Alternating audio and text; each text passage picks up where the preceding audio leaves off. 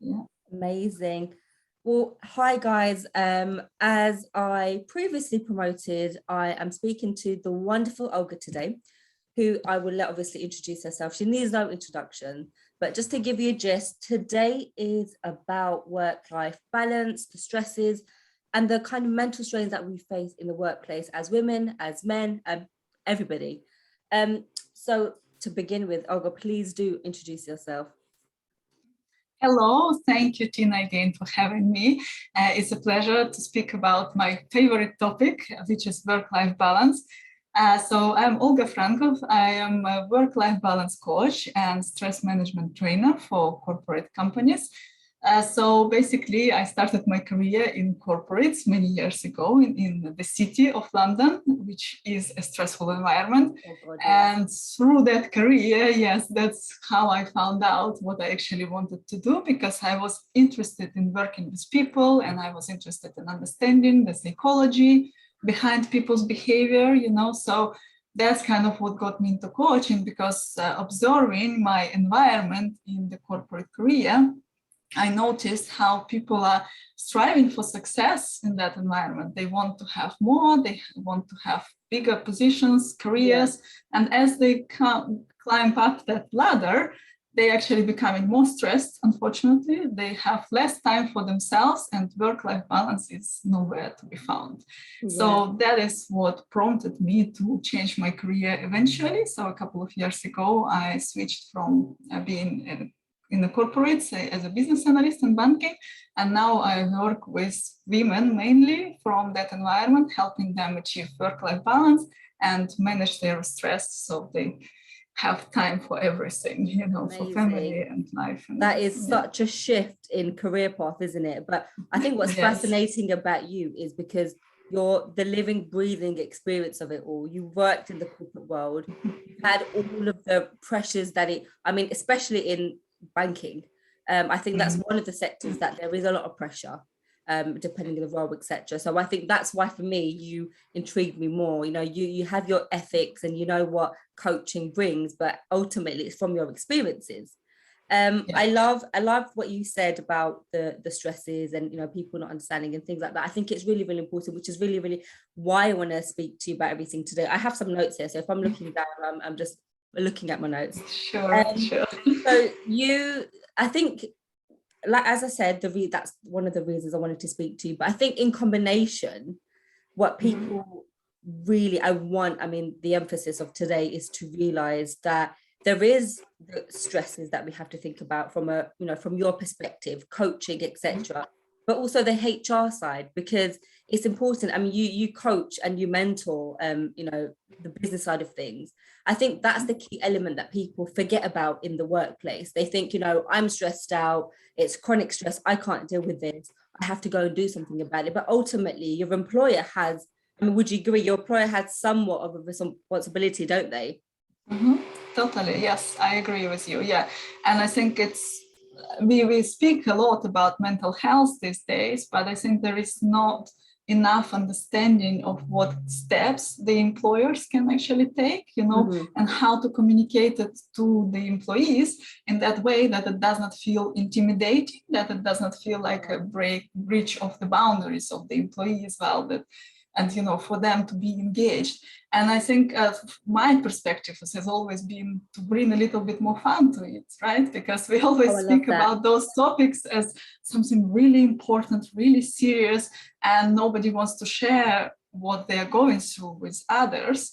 And I think making creating, removing this taboo on the topic, would be the first step actually for both employees and employers. I think it's interesting that you add that spin to it. I think that's probably what we're missing in the corporate world, because it is still a taboo. We're in the 21st century, it's 2021, nearly 2022, and workplace mental health and stress is all a taboo. I think a lot of businesses, whether you're an SME or a larger corporation, it's run by amazing people with amazing work ethic. Perhaps they have a life where they worked 60, 70 hours a week to get to where they are, which is fantastic, because had they maybe not done that, maybe they wouldn't have got there. But it's the case of, now you have 50, 60, 70, 100 people working for you. You're responsible for a lot of these people, because I think, you know, if you're spending 45 hours a week in the workplace, you've got to love your job, you've got to love your managers.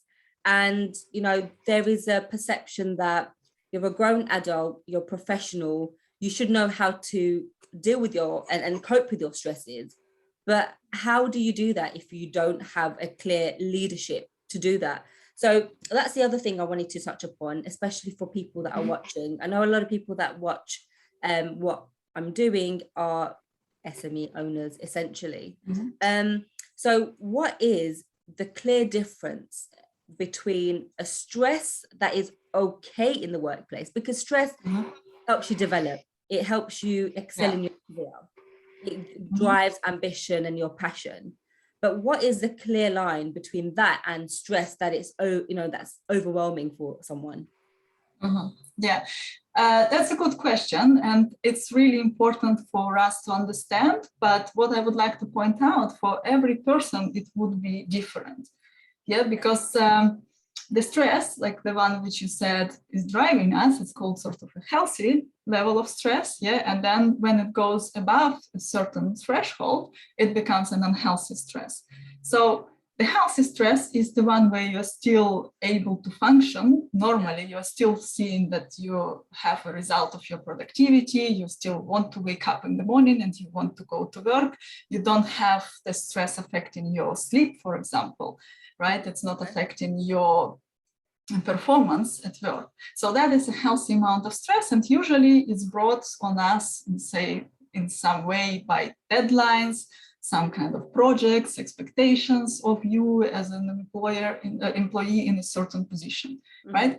But when it comes to the unhealthy stress, which is when the stress kind of takes over your life, right? That is when you start noticing it's affecting your life in some way. Yeah, so it can be insomnia for a lot of people these days. Unfortunately, this is the case. Then it could be lack of motivation, even if you like your job. And in SMEs, if people are working, for example, in startups, you know, there can be this drive for the company to survive and for the company to develop and grow. But sometimes it could be a little bit too much. So if you're noticing that you're losing that motivation, you don't care anymore, that is probably when stress caught you, right? So when this stress became unhealthy. Yeah, so that is important for every one of us to notice for themselves and have almost like a mental diary sort of thing, right? Understanding, okay, where is that threshold for me? Because for some people, it could be it all depends on our personalities, depends on our work ethics as well, right? So for some people, having a deadline by the end of this week feels like too much. For someone, it's like, yeah, that's great, bring it on, I'm on it. Yeah. So I think you're absolutely right. It ties in with what we just said about there's some business owners who, you know, the reason why they got that far is probably because they were doing 100 hours a week. Maybe their stress levels, as you say, is different to somebody else's. Not everybody's same in the world. And I think it's also important that employers understand it's not just stress. It's exactly what you just said, which was amazing. It affects everything else. So maybe it affects your marriage, your relationship, the relationship you have with your friends and your family, you know, how you speak to people. And that's what employers don't see. That's the side of, you know, as much as we spend such a long time at work, employers don't get to see the you at home, the you with your friends or your loved ones, or, you know, if you're at home and it's affecting the way you're interacting with your pet, for example. That's a key thing. In my time, I found that a lot of people that, you know, the reason why they didn't know that they were stressed is just because they were told by managers that, you know, these are the deadlines. And it was a little bit of a motivational thing, you know, we need to achieve this deadline for this reason. And, you know, this is why, this is the outcome. And yeah, you know, everybody's happy. But even with that motivation, do you think that makes it okay for an employer to add that amount of stress just by giving them a motivational speech and this is why? Because ultimately that kind of makes people think, well, actually, I have to accept this stress. I mean, is that fair? Yeah, to be honest with you, what's fair is obviously, again, individual thing, right? So people can decide it for themselves, what they are willing to accept and what not, right? So the two main reasons of stress, which I wanted to point out, are the commitments and the expectations that we have of ourselves or others, right? And the commitments which we make. So in this case, if the employer is expecting something of an employee or a group of employees, for example, if it is a project with a hard deadline, then if the employees are not willing to accept it and they consider it being unfair for them, considering their work-life balance or their other commitments in life, there has to be a culture in the workspace where they feel like they can communicate it. Yeah, they feel like they can open up and put it out for discussion. Yeah, so it should not be like, okay, you said, I accept it and I move on and I just do whatever I can. And then after, let's say, 4 weeks of the deadline, when the deadline is missed already, you're saying, okay, that was an unrealistic deadline anyway, right? So that has to be an employer's job from the beginning to say, okay, guys, this is what we're expecting. This is okay, the motivational speech. Yes, we want to be all on that high pampering, like adrenaline. Yes, let's get this target achieved. But is there anything you want to communicate back? Is there anything you feel like we could be struggling with that? Yeah. And it could be happening not on the same day. It could be like, okay, employees go away, they think about the project, and if they encounter some problems in a few days, they have to feel like it's okay to come back to the manager and say it. Yeah, I think that's the problem. Actually, before we get onto how you actually can approach managers about stresses and things like that, what are the detrimental effects of chronic stress? So if an employer doesn't understand that they're overwhelming, the staff, or if they don't really look at mental health in the workplace, what would you say is, what do you do in that situation? Meaning, if they don't see it, obviously they will probably see at some point that the employees' performance is going down, right? Because a lot of companies, even if they don't have regular, let's say, one-to-one communication with their subordinates, they probably would have some kind of yearly review, half-yearly review, performance reviews, and everybody likes to have targets. Everybody likes to, compare employees' achievements with their targets and so on. So if they see that there is a problem there, that's a question to raise. Yeah. So what is the reason behind it? Yeah. What is happening with the employee? And obviously, setting up that dialogue from the beginning is really important. But I'm sure it will be visible at some point for the employer, right? So what is going on? I think the signs of the chronic stress is when you see someone's input depleting. Maybe they're not as vocal as they once were in a project. Maybe they're a little bit quieter. And one of the key things that I think is important is absenteeism, because when someone's always absent, is that a sign of, right, we need a disciplinary, because why is this person always absent for? Perhaps it's, having that narrative, like you said, that culture, bringing in that culture in the workplace to really think about why, somebody might be absent. Maybe they're calling in sick, multiple times in a week. There's a reason for it sometimes. I want to break down stress a little bit more for people watching. What is, in your definition by coaching and mentoring, what is stress? I mean, it's such a small but a big question, because some people watching might think, but what do you mean stress? I mean, define it. Yeah, exactly. Because we seem to be a culture of constant stress, like you said, chronic stress, right? So most people who I speak to, they don't even notice they're stressed anymore, because it seems to be a norm, a new norm. Yeah. And some people even are proud of it in some way. They say, oh, I'm so busy, I'm so stressed. And they feel like that's a necessity of life, because otherwise they're not living. So they feel like stress became a part of life and they feel alive because they've got it. Yeah, that's surprising, but true. A lot of people who I coach, they have that type of condition, they're in this constant like, okay, what's next? So there's this mode. But the thing is, what stress actually is, and a lot of people don't really go that deep into the definition of it, is that stress is simply a reaction of our body on some kind of threat. Yes, so external threat. So in the past, let's say we had some, like when we were developing as humans as such, right, we had some external threats on our life, right? So that was clear. Yes, so if someone is attacking us, we have to run away.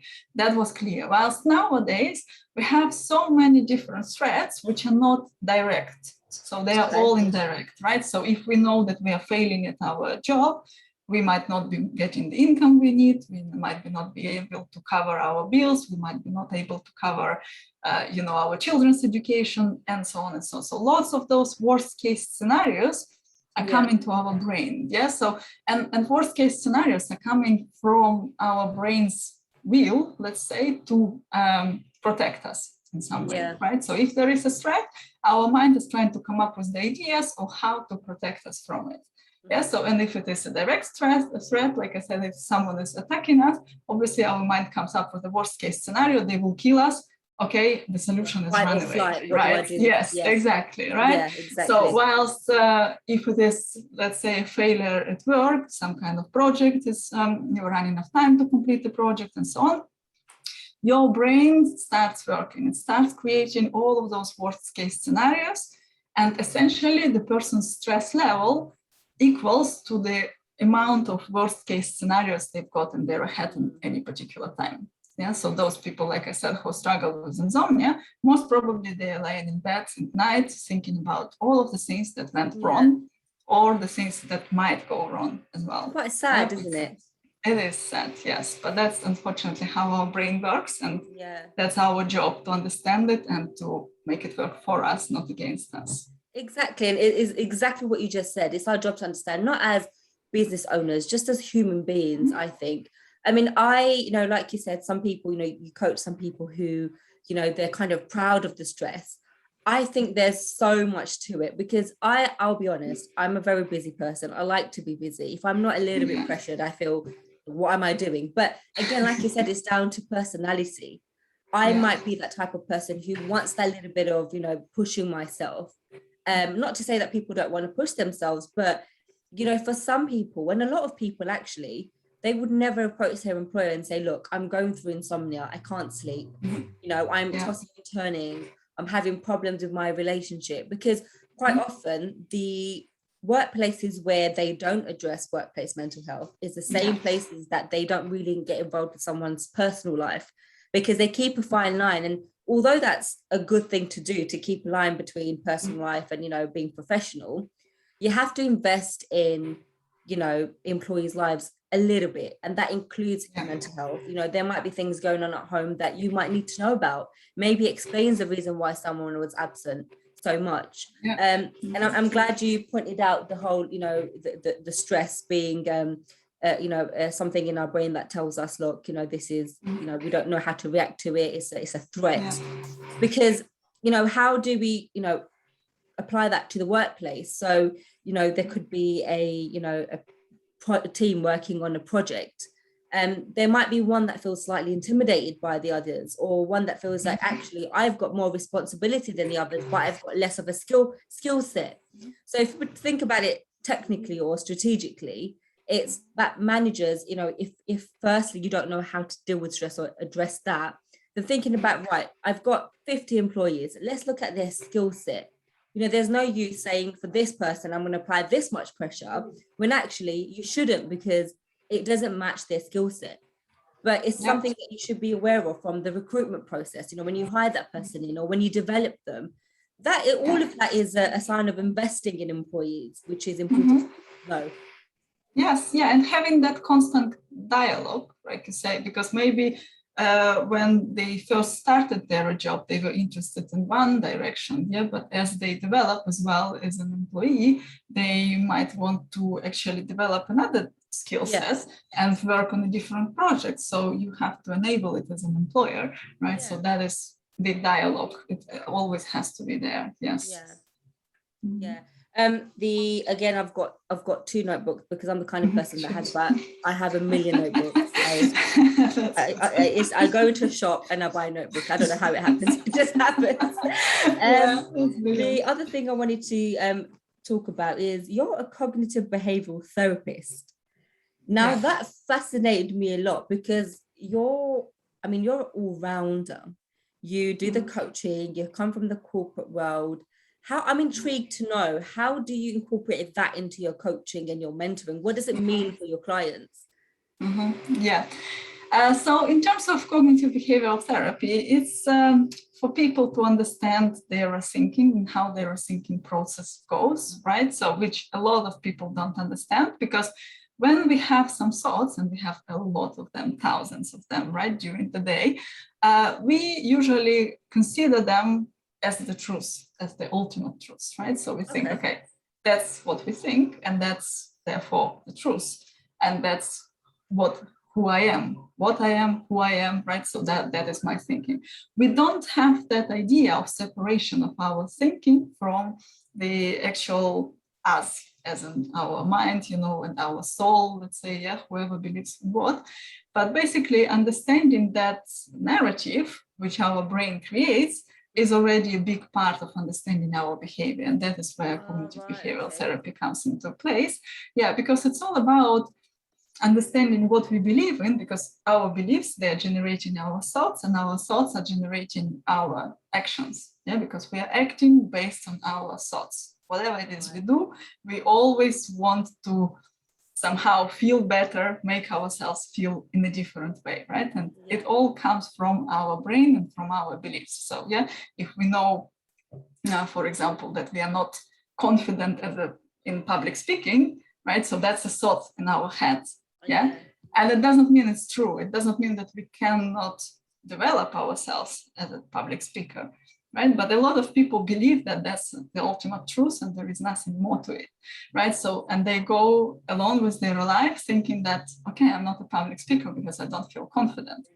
But separating that as a thought, saying, okay, that is a thought, that is a belief you have, and it's possible with practice and with time and with different techniques to change that belief, and then become a good public speaker, and then completely, shift your perspective. That's amazing. That is how it works essentially. I can see how that is almost essential in doing what you do, because sometimes people think, thoughts become things and thoughts are reality, but there is a fine line between your thoughts, because as human beings, our minds are such complex things. It's very easy for us to convince ourselves that something is happening when it's clearly not. And it's only when you come out of that phase that you think it hasn't, or, that's when reality hits and then the penny drops. And I think with that is amazing that you add that with your kind of mentoring and, your coaching, because I can see CEOs needing an element of that, because it's about changing the mindset. You can't say enough to someone. You've got to think about employees' mental health, because goes in one ear, comes out the other. If you don't understand it, it's not to say that they're horrible people and they don't care. It's just, as I say, everybody is different. We're all from different walks of life, different experiences, everything about us is different. So it's about changing that mindset to understand. So that's why I wanted this conversation to be twofold. As an employee, how do you recognize the stresses? And as an employer, to actually want to invest in that a little bit, whether it's your time, whether it's your thoughts, even thinking about it, even watching this video is investing in actually trying to find a solution.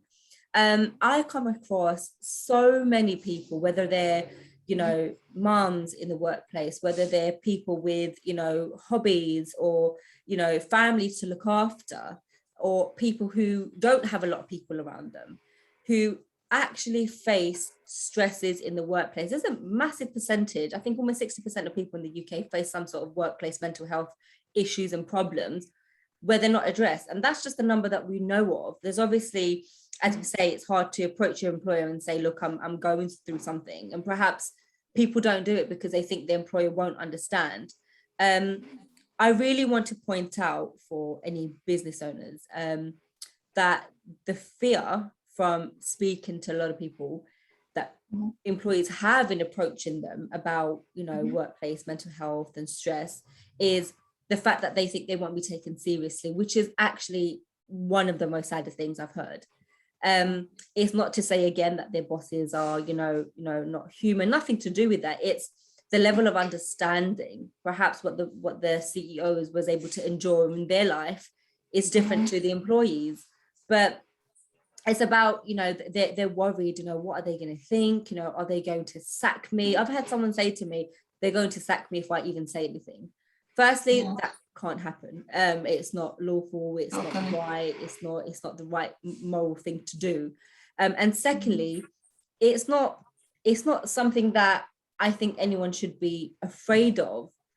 So I'm really, really glad that you're actually, you've got that element. So when you're speaking to all of these corporate, big, important people, that you can tell them and you can really make them understand that actually you need to invest, because number one, it's lawful to do that. It's actually a requirement that you must consider it. And number two, just to be human, to really understand. I mean, in your view, in your professional view, what does someone do if they, aside from speaking to your employer, for yourself, what can you do to alleviate some stress? Yeah. There are 3 elements to it, I would say. So the first would be to look after your body. Yeah. The second, as we said, mindset. And the third one, commitments and expectations. So it's kind of a little bit of a part of mindset why you have those commitments and expectations, right? So as I said, like in the beginning, it's commitments and expectations. They are mainly the main reasons like for stress at first place, right? And then what you believe about them. So let's say you have a belief that, okay, if I'm given this task at work, I must complete it. Like I'm not able to delegate it. I'm not able to discuss it with my manager. I'm not able to discuss a timeline on that, which might be unrealistic and so on. So that is the commitment which you accepted, and it doesn't mean that is the truth, right? So it's again questioning that every time you commit to something, you need to question it, first of all. Second of all, expectations. What do you expect of yourself? Sometimes we expect so much. Most of the time, we are our own worst critics, right? So we have lots of expectations. We believe we must be a certain way. If it is about the body, and let's say we want to exercise, we want to start from 7 days a week and stuff, right? So we don't give it any kind of plus minus. We always say, right, this is the standard, I want to go for it. So that's the expectation.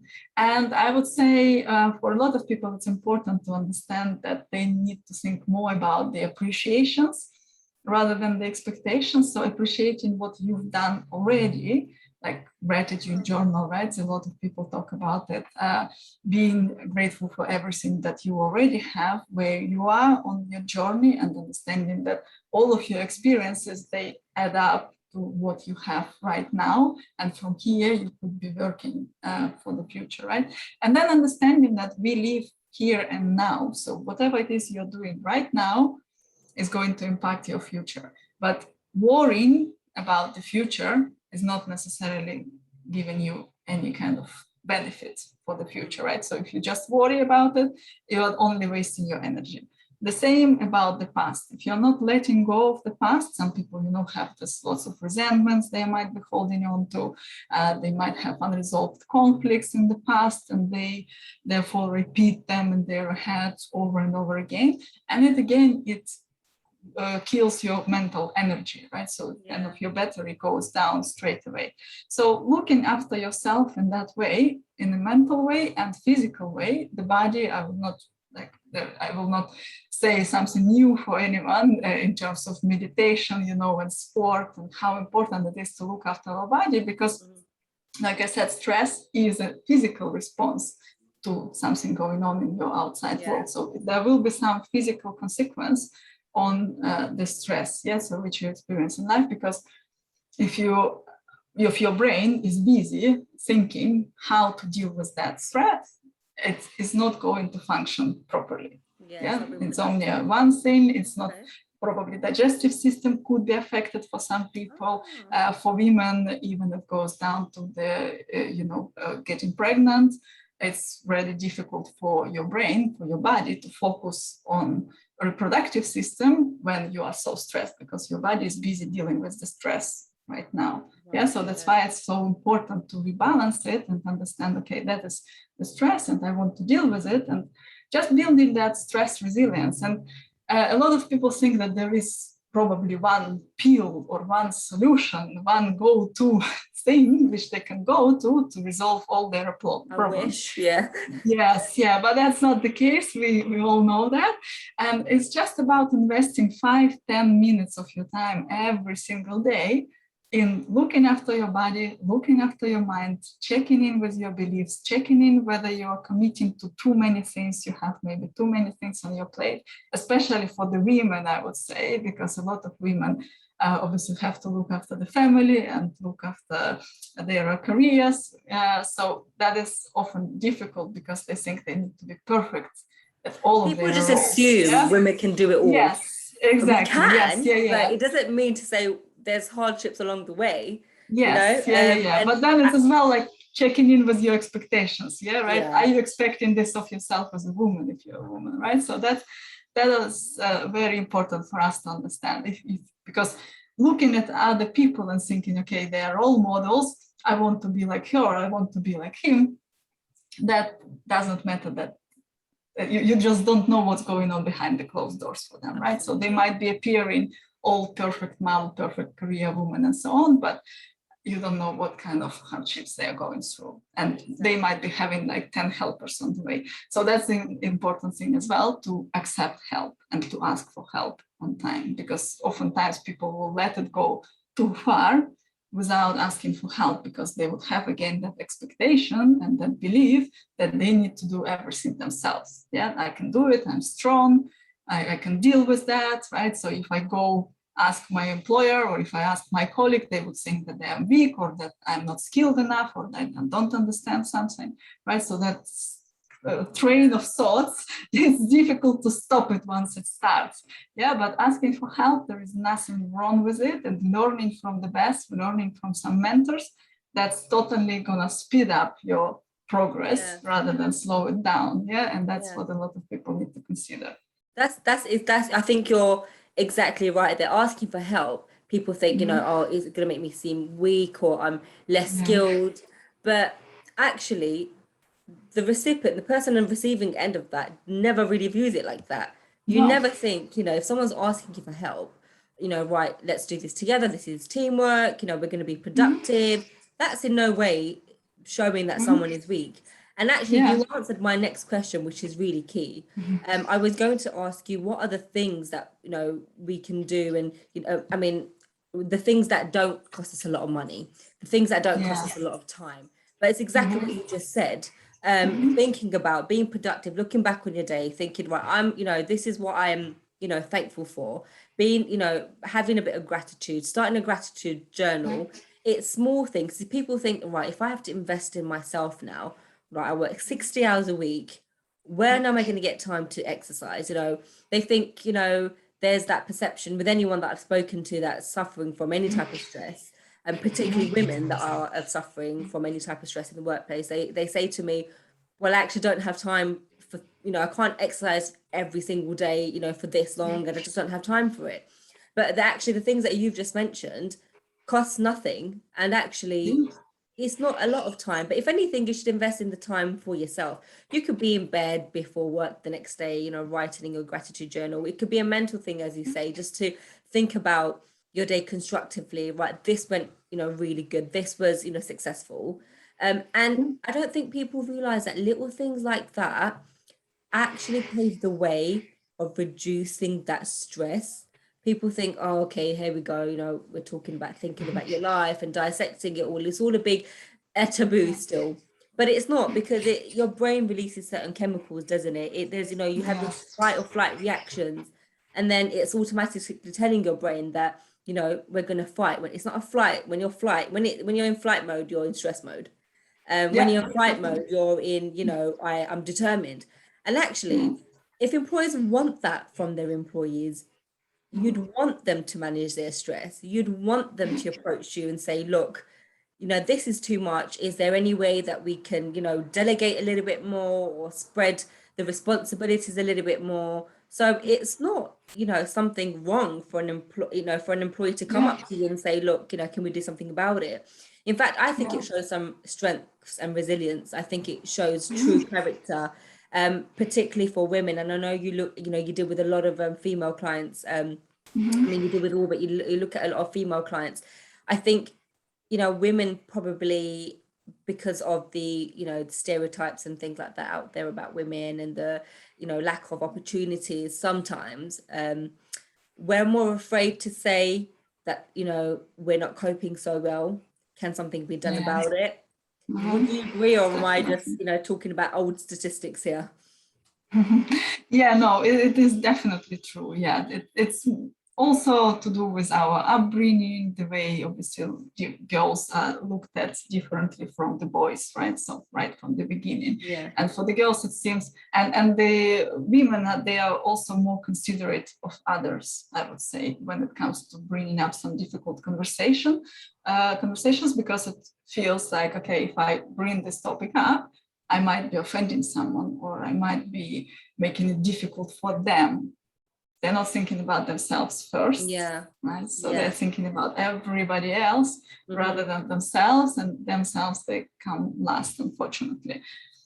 So that's the point to consider for women, definitely. Absolutely. But yeah, I can tell it's in the work culture, unfortunately, that's still the case. And I think women are getting better at it, definitely, as they obviously there are more women now in the workspace as well. So we have to give ourselves credit for the history we've had, because obviously women in the workspace is a relatively recent thing comparing to millennia, right? So yeah, I'm thinking it's all work in progress and learning, but like I say, the employer plays a really, really important part in its role. Yeah, that's why we can't do it without making sure employers understand and changing their mindset. And I don't want anyone to think that this is feminism and we're just advocating for women. It's to do with actual real life. It goes back to the caveman days. Men went out to hunt and the women cooked the food. And it's just universally in any part of the world, things are shifting now, which is great. But still universally, we're not quite there yet in terms of changing the narrative completely for women.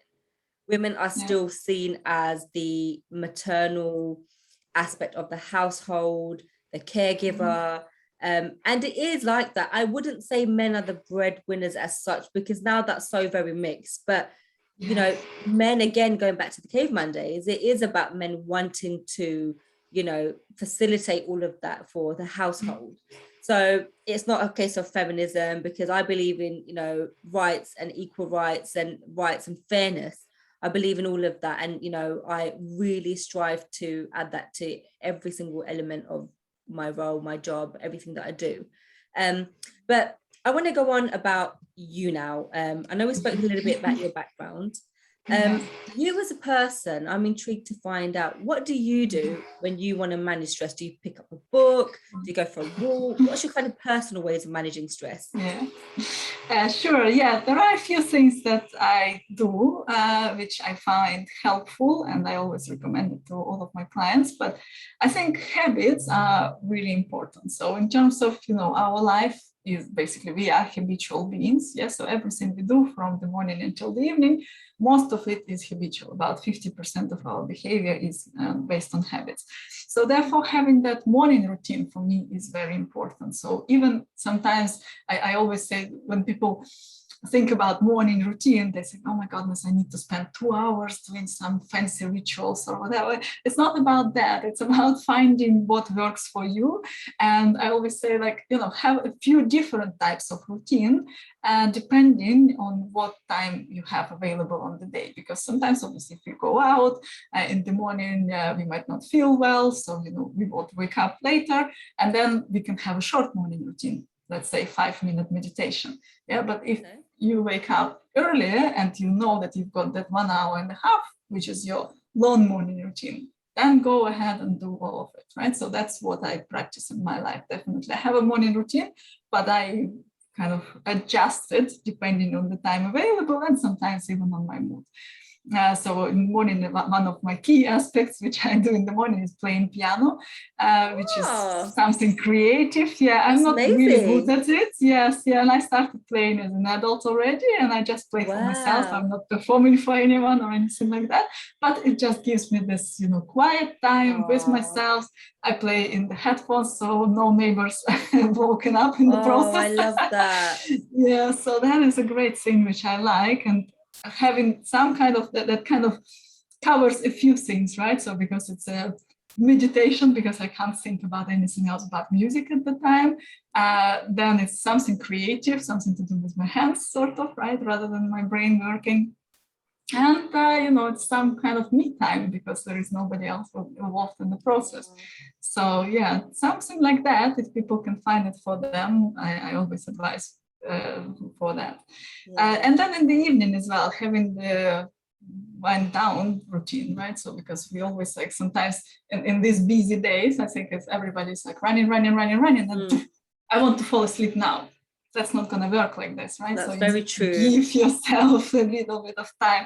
And I think it obviously comes with age a little bit. I think in my 20s, nobody could convince me that I need an evening routine. But now in my 30s, obviously I know that my brain would continue working if I don't give it time between, my computer or TV time and my bedtime. So I would just like switch on the light music. I don't do it every day, but I try to have this kind of routine which would easily get me into the sleep mode.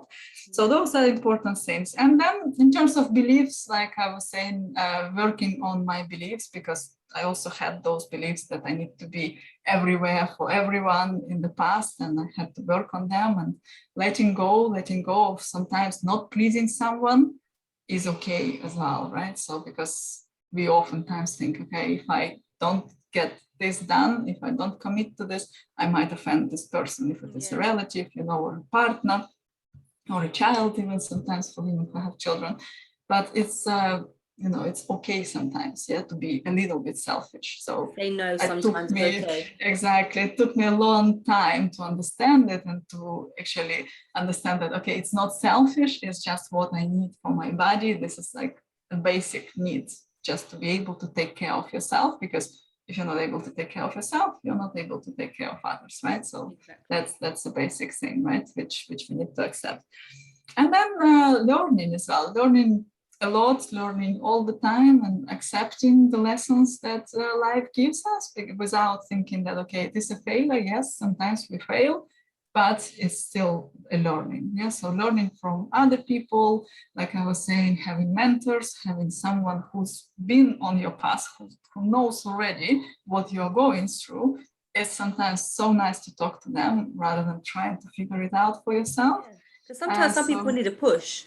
Some people Yeah, can't do it, and they need that push. They need a coach like you to say, right, yeah, we're going to start thinking about you now. I've exactly. just Yeah, learned something from you. In my yeah. old age, I've learned something from Mhm, you.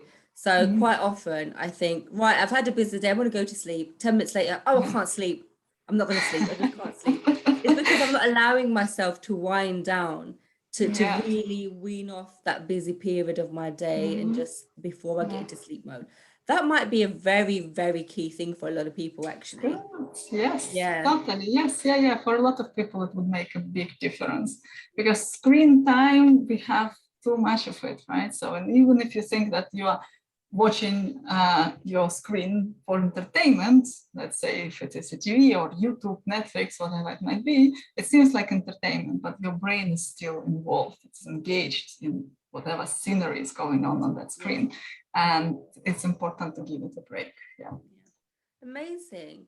Well, look, I think Yeah. we've had a fantastic talk. I want to thank you Yeah. so much for joining me today. And yes, I'm going